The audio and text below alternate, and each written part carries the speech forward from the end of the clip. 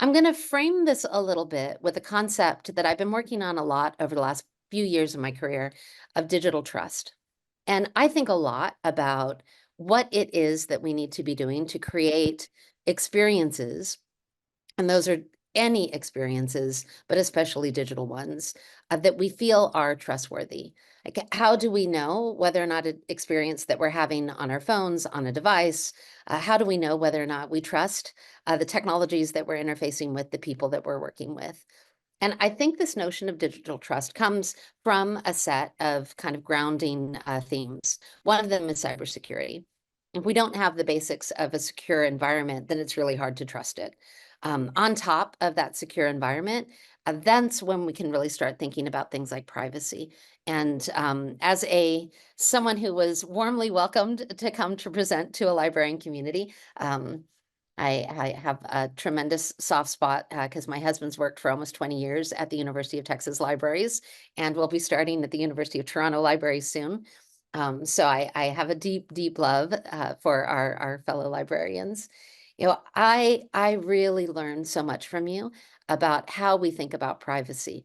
I think because of the work that you do, you have really profound and very important contributions to those of us that are more classically chief privacy officers or CISOs. We need to hear from you as a community about what it really means to create a space where someone has agency for inquiry, feels like they are truly safe and able to ask hard questions, to find strange knowledge, to explore places that they might not have confidence in, and build that confidence because we're building it in a grounding of trust. And we respect who they are. We respect the data that is part of their journey. And we're really thinking about that in really profound ways. So if at your organization you don't know your cybersecurity professionals, by all means, reach out to them. We need you guys as partners for sure. So once we get underpinnings of cybersecurity, and on top of that, we can do privacy by design, then we can really think about things like reliability. Are these environments up? And certainly in cases like we're seeing, and I'll talk a little bit about ransomware, reliability is not something that we can take for granted anymore. I think we went for a long time without the threat actors thinking that they could actually poke at reliability specifically. And we are certainly seeing that as a tactic for them. Beyond reliability, we can think about resilience. So when we do suffer from these attacks, and frankly, all of us are seeing them all the time, whether it's phishing or denials of service, or all of our environments are getting hit with those. Like, how do we not only bounce back, but how do we learn from them and become stronger communities?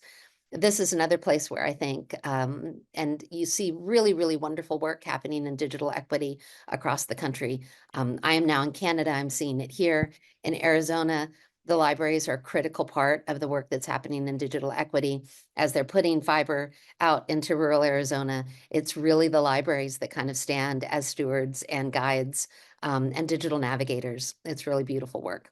And that's all really thinking about how do we bring resiliency into our communities. And then honestly, I think we don't talk enough about provenance as technologists. It is easy for us to kind of assume that that goes without saying. And yet you guys know that doesn't go without saying. And they're really, really interesting, whether it's on the policy side or thinking about how we implement technology. There's some really interesting opportunities for us ahead in terms of provenance. So that's the foundation on which I really operate, the kinds of things that I think about. It's more than just cyber. It really is, how do we build these trustworthy experiences? And I encourage you to ask questions along the way.